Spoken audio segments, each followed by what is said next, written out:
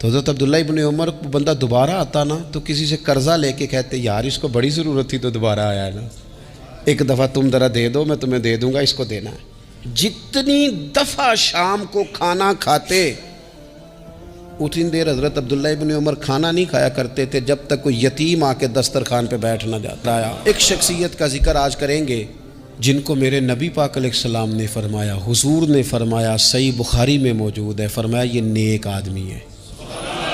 اور یار جسے رسول کریم کہیں بندہ نیک ہے، رجل صالح، حضور نے فرمایا نیک آدمی ہے، جو بالغ نہیں ہوئے تھے اور اس سے پہلے ہی کلمہ پڑھ لیا تھا، جو حج کے مسائل سب سے زیادہ جانتے تھے، جنہوں نے 60 سال مکے اور مدینے میں فتویٰ دیا، صحابہ ان سے فتویٰ لینے آتے تھے، جو بدر کی جنگ میں بھی گئے، احد میں بھی گئے، پر محبوب نے فرمایا عمر تھوڑی ہے ابھی واپس جائیے، خندق میں شریک ہوئے اور اس کے بعد ہر جنگ میں شریک ہوئے۔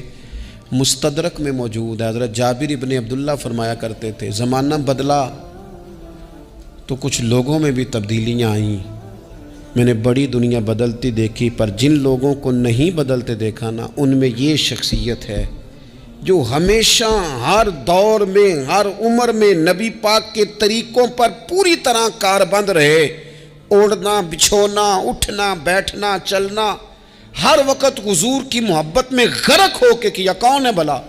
حضرت عمر کے بیٹے سیدنا عبداللہ ابن عمر رضی اللہ تعالی عنہ، ابھی بالغ نہیں ہوئے تھے مسلمان ہو گئے، اور زندگی ساری مصلی سے لگ کے گزاری، عبادت کی، ریاضت کی، تقوی، جد و جہد، معاملہ فہمی، جہاد۔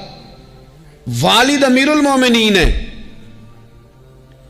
لیکن صاحبزادے کی خواہش ہے کہ مجھے فوج میں بھیجو، میں جہاد کرنا چاہتا ہوں، اور جہاد بھی سپہ سالار بن کے نہیں، سپاہی بن کے کرنا چاہتا ہوں۔ سب سے پہلی بات تو یہ تھی کہ علم و فضل بڑا تھا،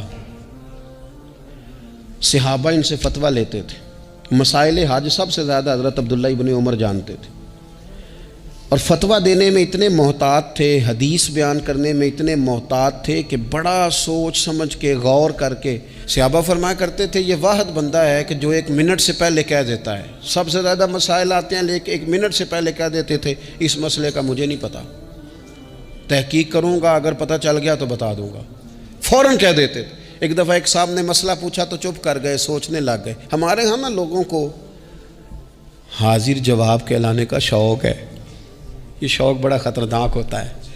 اگر آپ حاضر جواب ہیں تو بڑی اچھی بات ہے، لیکن حاضر جواب کہلانے کا شوق تو نہ پیدا کریں۔ اگر آپ کو پتہ ہے، صحیح بخاری میں حدیث ہے، نبی پاک علیہ السلام نے ایک دن پوچھا تھا صحابہ سے کہ وہ درخت کون سا ہے جس کی مثال مومن کی طرح ہے؟ تو حضرت عبداللہ ابن عمر کہتے ہیں مجھے پتہ تھا کہ وہ کھجور کا درخت ہے، پر میں نے جواب نہیں دیا۔ کیوں نہیں دیا؟ فرمانے لگے ابو بکر صدیق بیٹھے، فاروق اعظم بیٹھے، مولا علی بیٹھے، بزرگوں کی موجودگی میں میں جواب دیتا پھروں، یہ ٹھیک نہیں ہوتا، یہ صحیح نہیں ہوتا۔ یہاں تو بڑے لوگ، امام غزالی فرماتے ہیں جب میں اپنے مرشد سے مرید ہوا تو مجھے کہنے لگے بیعت میں نے کر لیا، آج کے بعد نہ تقریر کرنی ہے، نہ مدرسے میں سبق پڑھانا ہے، نہ کسی کو مسئلہ بتانا ہے۔ اور یہ بڑا مشکل کام ہوتا ہے، بندہ مولوی بھی اور تقریر ہی نہ کرے، اسے زنگ لگ جاتا ہے، اور مسئلہ ہی نہ بتائے تو بدعزمی ہو جاتی ہے۔ یہاں تو جس کو 6 مسئلے آ جائیں وہ امام کو نماز نہیں پڑھانے دیتا، وہ کہتا ہے پہلے انٹرویو لوں گا تیرا کہ تو پورا تجھے آتا ہے، پھر آگے چلے گا تو۔ اتنے بڑے عالم کو شیخ نے منع کر دیا، تو کہتے ہیں شیخ کے پاس ایک شخص مسئلہ پوچھنے آیا تو میرے مرشد فرمانے لگے مجھے یہ مسئلہ نہیں آتا۔ تو امام صاحب کہتے ہیں کہ میں نے اسے کہا مجھے آتا ہے، میں بتاؤں؟ کہتے میرے شیخ مسکرا پڑے، کہنے لگے غزالی میں تو تیرے ساتھ ساتھ اپنی میں بھی مارنا چاہتا تھا، پر تیری ابھی مری نہیں، اور تو کہتا ہے میں بتاتا ہوں۔ کچھ دیر چھوڑ دے، سارے مسئلے بتانے نہیں چاہیے، کچھ پہ عمل بھی کرنا چاہیے۔ میرے عزیز حضرت عبداللہ ابن عمر اتنا بڑے مفتی ہیں، مفتی مدینہ ہیں، مفتی مکہ ہیں، لوگ مسائل حج پوچھتے ہیں، بڑے بڑے استنباط کرتے ہیں قرآن و حدیث سے۔ ایک آدمی نے مسئلہ پوچھا تو حضرت عبداللہ ابن عمر فرمانے لگے دیر تک سوچا، جب دیر ہو گئی سوچتے سوچتے تو وہ شخص کہنے لگا حضور اتنی دیر کیوں سوچ رہے ہیں؟ تو آپ فرمانے لگے تمہارا کیا خیال ہے؟ کہ جو سوال تم مجھ سے پوچھتے ہو اور جو جواب میں تمہیں دیتا ہوں اس کے بارے میں رب مجھ سے سوال نہیں کرے گا؟ اللہ کی بارگاہ میں نے جواب نہیں دینا؟ میں سوچ سمجھ کے دے رہا ہوں تاکہ اس کا حساب دینا پڑے تو میرے لیے مشکل نہ ہو جائے۔ میرے عزیز، حضرت عبداللہ ابن عمر سے کسی نے سوال پوچھا تو سیدنا عبداللہ ابن عمر رضی اللہ تعالیٰ عنہ کہنے لگے مجھے نہیں آتا اس سوال کا جواب، اور جب کہا نا نہیں آتا تو فوراً کہنے لگے عبداللہ، خود اپنے آپ سے بات کرتے ہیں، کہتے ہیں عبداللہ رب تیرا بھلا کرے، اس بات پہ ہمیشہ ڈٹے رہنا، جو بات نہ آتی ہو وہ کبھی کہنا نہ، جس کا پتہ نہ ہو اسے کبھی کرنا، جب تک پوری تحقیق نہ ہو بلا وجہ ہوتا زنی نہ کرنا، بلا وجہ ہوتا زنی نہ کرنا۔ یہاں کا ہے ہمارے صوفیاء نے، یہاں کا علم و بس کریو یار، ایک کوئی حرف تینوں درکار، صحیح کر کے پہلے اچھی طرح کر کے پرکھ پھر بات کر۔ تو علم بڑا تھا، تقوی بڑا تھا۔ اس کے ساتھ ساتھ پھر یہ تھا کہ غریب پروری بڑی تھی۔ ایک بندہ خیرات لے کے گیا، وہ پھر لائن میں لگ گیا ہے، اسی کیا دے پلا تو پھر آ گیا ہے۔ تو حضرت عبداللہ ابن عمر کو بندہ دوبارہ آتا نا تو کسی سے قرضہ لے کے کہتے یار اس کو بڑی ضرورت تھی تو دوبارہ آیا ہے نا، ایک دفعہ تم ذرا دے دو میں تمہیں دے دوں گا، اس کو دینا ہے۔ جتنی دفعہ شام کو کھانا کھاتے اتنی دیر حضرت عبداللہ ابن عمر کھانا نہیں کھایا کرتے تھے جب تک کوئی یتیم آ کے دسترخوان پہ بیٹھ نہ جاتا، نہیں گزارا ہوتا۔ اور یار کیسے لوگ کھا لیتے ہیں، اعلیٰ غذائیں کھا رہے ہیں، اور ایک طرف ایک بہن مجبور بیٹھی ہے، بھائی مجبور بیٹھا ہے، سسرالی رشتہ داروں میں لوگ مجبور بیٹھے ہیں، عزیزوں میں لوگ مجبور بیٹھے ہیں، یتیم غریب مسکین، اور یہ روز نئے سے نیا ذائقہ، جب تک یتیم نہ ہوتا کھانا نہ کھاتے۔ اور صدقات و خیرات بھی کرتے تو جس طرح ہم کرتے ہیں نا، ناراض نہ ہونا۔ کبھی کبھی نا بعض لوگوں کو بانٹتے دیکھتے ہیں تو تکلیف ہوتی ہے، آپ نے دینا تو ہے تو اگر خوش دلی سے دے دیں، عطا تو کرنا ہے تو اگر چلو صحیح طریقے سے ہو جائے، ہنس کھیل کے ہو جائے، پریشان نہ کیا جائے سائل کو، یہ کتنا اچھا ہے۔ ان صوفیاء کا بھی ہم نے تذکرہ کتابوں میں پڑھا ہے جو کہا کرتے تھے اگر رب نے دروازے پہ کسی کو بھیجا ہے تو اس کا مطلب ہے اللہ راضی ہے، لیکن ہمارا لہجہ اتنا سخت ہوتا ہے۔ حضرت عبداللہ ابن عمر ایک اونٹنی پہ بیٹھے تھے، اونٹنی بڑی پیاری لگی، بڑی خوبصورت تھی، بڑی بہترین تھی، بڑی صاف ستھری تھی، تو 2-3 دفعہ اپنے غلام سے کہا یار بڑی پیاری ہے، بڑی خوبصورت ہے، دیکھو اس کا چلنے کا انداز کتنا نرالا ہے۔ آج کل بھی ڈرائیور گاڑی چلاتے ہیں تو کہتے ہیں بڑی ہلکی پھلکی ہے جی، بریکیں بھی بڑی ٹھیک ہیں جی اس کی، فلاں معاملہ بھی اس کا بڑا صحیح ہے۔ وہ اتنی پسند آئی اونٹنی تو اونٹنی سے اترتے ہی فوراً کہنے لگے اس کو نشان لگا کے قربانی کے جانوروں میں چھوڑ دو، یہ زیادہ پیاری ہے، اسے رب کے رستے میں خیرات کریں گے۔ کیوں؟ ایک باریک نکتہ صوفیاء نے بیان کیا ہے۔ اللہ کے نیک بندے کہتے ہیں کسی جگہ بھی تمہارا دل اللہ رسول کے مقابلے میں الجھنا نہیں چاہیے۔ کوئی ایسی چیز جو رکاوٹ بن رہی ہو، رکاوٹ، وہ کیا کہتے ہیں کچرا آ گیا ہے، اس کچرے کو لوگ ٹھیک نہیں کرتے، کہتے نکال دو تاکہ معاملہ صحیح رہے۔ ایک چھوٹا سا باریک سا ہلکا سا دھاگے کی طرح کا ایک ٹکڑا اگر کسی وقت گوشت کا آپ کے دانت میں الجھ جائے نا، وہ سارا ذائقہ تباہ کر دیتا ہے۔ لوگ مختلف چیزیں لے کے خلال کرتے ہیں دانتوں کا تاکہ وہ نکل جائے، کیونکہ ذرا سی بھی چیز اگر کسی جگہ رکاوٹ بن جائے نا، آپ بڑا بہترین کھانا کھا رہے تھے، زبردست غذا آپ کھا رہے تھے، ایک صرف اس میں نا ہلکا سا دانہ ایسا ہے جو سخت تھا، کچرا آ گیا، روڑا آ گیا، تو وہ سارے کھانے کا ذائقہ تباہ کر دیتا ہے۔ بعض لوگ ایسے ہوتے ہیں کہ ایک بال نکل آئے نا کبھی کھانے میں سے تو کھانا چھوڑ دیتے ہیں، کہتے ہیں یار یہ سارا ذائقہ خراب ہو گیا۔ ہمارے ساتھ یہ ہوا ہے، یہ تو ہے نا دنیاوی معاملات، اسی طرح کا مسئلہ روحانی زندگی میں ہوتا ہے۔ کئی دفعہ نا ہم ماننے کو تیار نہیں ہوتے، لیکن ہمارے اوپر دولت کی محبت پوری طرح سوار ہوتی ہے، وہ سجدے میں ذوق آنے نہیں دیتی۔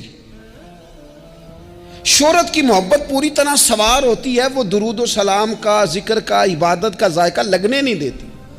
وہ جو کہا تھا نا والذین آمنوا اشد حبا للہ، ایمان والے سب سے بڑھ کر اللہ سے پیار کرتے ہیں، سب سے بڑھ کر رسول اللہ صلی اللہ علیہ وسلم سے محبت کرتے ہیں۔ کیوں کہا گیا تھا؟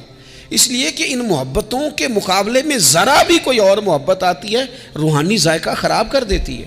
ہمارا دل نہیں لگتا، ہم بور ہوتے ہیں، ہم پریشان ہوتے ہیں. مسئلہ یہ ہے کہ جس دل میں صرف رب رسول کو ہونا چاہیے تھا وہاں شہرت آ گئی ہے، شہرت کی محبت آ گئی ہے، دکھاوا آ گیا ہے، مال آ گیا ہے، کئی قسم کے ہم نے بت معاذ اللہ اکٹھے کر لیے، اور پھر وہ ساری کیف مستی آئے. یہ کیسے ہو سکتا ہے؟ حضرت عبداللہ ابن عمر رضی اللہ تعالیٰ عنہ کے پاس ایک گدھا تھا. ہم پنجابی میں تو کہا کرتے تھے کہ بڑا ساؤ جانور ہے، بڑا دھیما ہے، بڑا اچھا ہے، سواری بھی کرتے تھے اس پہ، اس پر بوجھ بھی رکھتے تھے، اور بھی کئی کام، جانوروں کا چارہ بھی اس پہ رکھ کے لایا جاتا تھا. بہت سارے لوگ اس کی تعریف کرتے تھے کہ ظاہر ہے اس وقت یہ جانور ہر گھر کی ضرورت ہوتے تھے. لوگوں نے بڑی تعریف کی کہ جناب یہ گدھا بڑا اچھا ہے، بڑا عمدہ ہے. اب بعض چیزیں ایسی ہوتی ہیں جن سے دل لگ جاتا ہے. کچھ نوجوانوں نے گھروں میں بلی رکھی ہوتی ہے، گھوڑا رکھا ہوتا ہے، جانور رکھے ہوتے ہیں، ان کی پوری توجہ انہماک. ہم دیکھتے تھے دیہاتوں میں کہ بزرگ اگر کہیں چلے جاتے تھے سفر پہ تو وہاں سے بھی پیغام بھیجتے تھے کہ گائے کو چارہ ڈالا کہ نہیں، بھینس کو نکالا کہ نہیں، تم نے باڑے سے دھوپ چھاؤں کا خیال کیا کہ نہیں. وہ چیز ذہن میں آ جاتی تھی. حضرت عبداللہ ابن عمر رضی اللہ تعالیٰ عنہ وہ گدھا چونکہ بڑا پیارا تھا، بڑا اچھا جانور تھا اور بڑے کام کرتا تھا، بہت سارے معاملات گھر کے اور کھیتی باڑی کے اس کے ذمے تھے، تو گھر والے بھی کہتے کہ اس جانور کی وجہ سے بڑی خیر ہے، بڑے کام ہو جاتے ہیں. آپ کا بھی خیال تھا. حضرت عبداللہ ابن عمر ایک دن گھوڑے سے نیچے اترے یا اس گدھے سے نیچے اترے تو خادم کو بلا کے کہنے لگے اسے لے جاؤ اور بیچ کے پیسے اللہ کے راستے میں خیرات کر دو. اب وہ خادم کا بھی اس سے دل لگ گیا تھا، جانور گھر میں ہوتا ہے دلچسپی ہو جاتی. کہنے لگا حضور وہ سارا محلہ تو اس کی تعریف کرتا ہے، سارے خاندان والے تو اس جانور سے دلچسپی رکھتے ہیں اور آپ بیچ رہے ہیں. آپ فرمانے لگے جس طرح سب کا دل اس کی طرف ہے نا کہ اچھا جانور ہے، میرا بھی ہو گیا ہے، لیکن میں اپنے دل کو سوائے رب رسول کے کسی اور طرف ہوتا دیکھ نہیں سکتا. اعظم بلا سے اپنی وہ ہستی ہی کیوں نہ ہو، اعظم بلا سے اپنی وہ ہستی ہی کیوں نہ ہو، جو چیز اس کی راہ میں حائل ہو پھونک دو، جلا دو ایسی ساری چیزیں جو ان کے راستے میں آتی ہیں. فرمایا اس کی طرف توجہ ہونے لگی ہے، لہٰذا میں اسے اب رکھ سکتا. مزاج تھا، طبیعت تھی، طریقہ اس طرح کا تھا کہ وہ. پھر ایک اور بات بڑی خوب تھی، حضرت عبداللہ ابن عمر ان لوگوں کی پذیرائی بڑی کرتے تھے جو خیر کا کام کرتے تھے. دینی کام کوئی بندہ بھی کرے اس کی پذیرائی ہو، اس کی تعریف ہو، خیر کے جملے ہوں تاکہ دینداری پھیلے. حضرت عبداللہ ابن عمر رضی اللہ تعالیٰ عنہ کو نا غلام آزاد کرانے کا بڑا شوق تھا. دیکھیں نا ایک بندہ کسی نے خرید لیا ہے، وہ اس کا پابند ہے، بڑی تکلیف میں ہوتے تھے لوگ. غلام 1000 سے زیادہ غلام آپ نے آزاد کرائے، تو آپ جب غلام خریدتے تھے نا تو نظر کرتے تھے جو غلام ذرا زیادہ نمازیں پڑھتا اسے آزاد کر دیتے. تو غلاموں نے اس طرح کیا، انہیں پتہ چل گیا، انہوں نے بھی نا لمبی لمبی نمازیں شروع کر دی. تو حضرت عبداللہ ابن عمر کو پتہ چلتا، آزاد کر دیتے.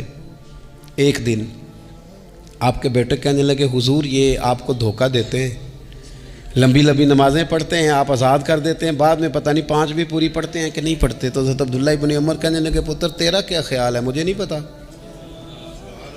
کہا حضور پتہ ہے. فرمانے لگے یہ مجھے رب کے نام پر دھوکہ دینا چاہتے ہیں، جو رب کے نام پہ دھوکہ دے روز دے، میں روز دھوکہ کھانے کو تیار ہوں. دوسری بات یہ تھی حضرت عبداللہ ابن عمر میں کہ نبی پاک سے محبت کوٹ کوٹ کے بھری ہوئی تھی. حضور کا ذکر آتا تو رو پڑتے، ان جگہوں پہ جا کے ڈھونڈ ڈھونڈ کے بیٹھتے جہاں نبی پاک نے وقت گزارا ہے. ایک درخت کا پتہ چلا کہ یہاں حضور تھوڑی دیر آرام فرما ہوئے تھے، انہوں نے دیکھا تھا یا انہیں معلومات ہوئی، تو ہمیشہ اس درخت کو پانی دیتے، اس کا خیال کرتے، کہتے یہ درخت ہمیشہ تر و تازہ رہے، یہاں میرے نبی پاک نے تھوڑا وقت گزارا ہے. وہ مکہ مکرمہ میں بھی جاتے تو وہ جگہ ڈھونڈ ڈھونڈ کے جہاں حضور نے نماز پڑھی تھی نماز پڑھتے. مسجد نبوی میں آتے تو جس ممبر پر حضور بیٹھ کے خطبہ دیتے تو اس پہ ہاتھ پھیر کے چہرے پہ ملتے. حضور کی قبر انور پر حاضری دیتے، السلام علیکہ یا رسول اللہ کہہ کے اس بارگاہ عالی مرتبت میں حاضری دیتے. حضرت صدیق اکبر کو سلام کرتے، حضرت عمر کو سلام کرتے. پیر سن ہو گئے ایک دفعہ چلتے چلتے، تو کسی نے کہا جس سے سب سے زیادہ پیار ہے نا اسے پکارو، پیر ٹھیک ہو جائے گا. تو فوراً کہنے لگے یا محمد. صلی اللہ علیہ. اور یہ امام بخاری نے لکھا ہے الادب المفرد میں، خود امام بخاری لکھتے ہیں کہ حضرت عبداللہ ابن عمر نے یا محمد کہا اور ان کا پیر سویا ہوا ٹھیک ہو گیا. یہ لوگ بڑی محبت کرنے والے. آپ فرمایا کرتے تھے شاید زندگی میں لوگوں نے کسی سے اتنا پیار کیا ہو جتنا نبی پاک علیہ السلام کے غلاموں نے مجھ سے کیا ہے. ہر وقت لوگ ان کے گرد رہتے، لوگ محبت کرتے. حجاج بن یوسف جب حکمران بنا نا تو بڑا ظالم تھا. اس کو یہ بات اچھی نہیں لگتی تھی کہ ہر وقت لوگ حضرت عبداللہ ابن عمر کے پیچھے گھومیں. بادشاہوں کا خیال ہوتا ہے نا، بادشاہ ہم میں تو پروٹوکول کوئی اور لے کے جا رہا ہے.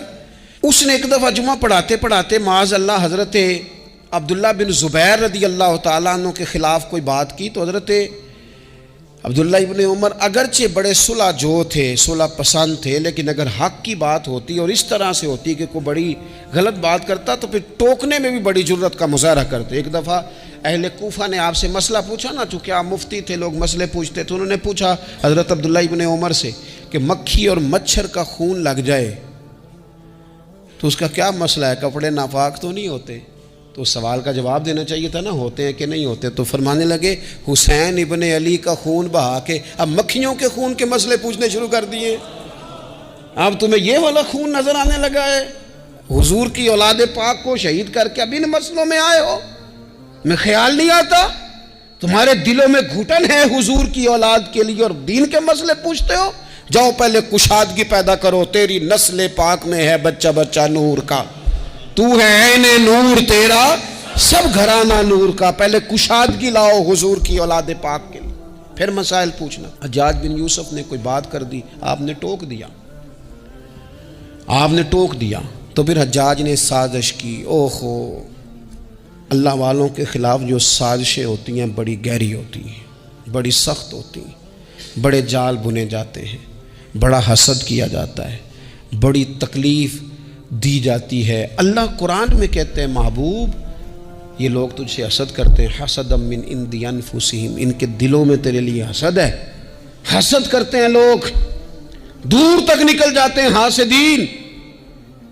حجاج نے کیا کیا؟ اس نے ایک شخص سے کہا کہ زہر والا خنجر تیار کرو جو زہر میں بجھا ہوا ہو. اور چونکہ حج کے موقع پہ بڑا رش ہوتا ہے لہذا حج کے موقع پہ لے جانا. حضرت عبداللہ ابن عمر جب تمہارے پاس سے گزریں، بادشاہ میں ہوں، لوگ ان کے پیچھے ہیں، جب وہ تمہارے پاس سے گزریں تو ان کے پیر میں چبو دینا. جب لوگوں نے ایسے عالی مرتبت لوگوں کو نہیں بخشا، اتنے بڑے لوگ محفوظ نہیں رہے تو ہمہ چما کس کھاتے میں؟ آج کس بات کا شکوہ کرنا؟ حضرت عبداللہ ابن عمر اس کے پاس سے گزرے تو اس نے پیر میں چبو دیا خنجر. وہ زہر آپ کے جسم میں پھیلا. جب شدید بیمار ہوئے تو حجاج تیمارداری کرنے چلا گیا. یہ دیکھو، یہ دیکھو، دوستی قاتل سے بھی مقتول سے یارانہ بھی. خود چلا گیا اور جا کے کہنے لگا جی اگر مجھے پتہ چل جائے نا کہ آپ کو کس نے یہ زخم دیا ہے تو میں سخت انتقام لوں گا. تو حضرت عبداللہ ابن عمر نے بھی بڑا منطقی جواب دیا. فرمانے لگے مجھے اسی نے زخم دیا ہے جس نے حج کے موقع پر کسی کو خنجر لانے کا مشورہ دیا تھا، اسی نے مجھے زخم دیا ہے. گویا فرمانے لگے ظالم تو خود ہی یہ کام کرتا ہے اور خود ہی تو تیمارداریاں کرتا ہے. حضرت عبداللہ ابن عمر شہید ہو گئے. مکہ مکرمہ میں آپ کا مزار بنا دیا گیا. تقریباً 1500 کے لگ بھگ 1600 کے لگ بھگ آپ سے احادیث مروی ہیں. زندگی حسین گزاری، حضور کی خوشبوئیں ہر وقت آتی رہیں. حضرت عائشہ صدیقہ، حضرت حذیفہ، حضرت جابر بن عبداللہ، یہ تینوں جلیل القدر لوگ کہا کرتے تھے حضور کے بعد زمانے کی تبدیلی سے بڑے لوگ تبدیل ہوئے، لیکن جو لوگ حضور کے طریقوں پر پوری طرح قائم رہے ان میں بڑا نام حضرت عبداللہ ابن عمر کا ہے. بڑا نام. رات بھر عبادت کرتے اور دن کو ظہر سے عصر تک اللہ کی یاد میں مصروف رہتے. 3 باتیں اپنی زندگی میں سمجھیں. ایک تو جس بات کا پتہ نہیں ہے اس کو کبھی ڈسکس نہ کریں، یہ ہمیں حضرت عبداللہ ابن عمر کی زندگی نے بتایا. اور دوسری بات یہ ہے کہ کوشش کریں، سخاوت کرنی ہے اللہ کی رضا کے لیے، تو اس میں اللہ کی رضا ہی پیش نظر ہو. اور تیسری بات یہ جتنا ہو سکے اپنے آپ کو حضور کے دروازے کے قریب کریں، نبی پاک کے رستوں کا مسافر بنیں. جس طرح بھی حالات بڑے بڑے بدلتے ہیں لیکن اپنی جو اصل ہے نا اس اصل پر ہمیشہ قائم رہیں.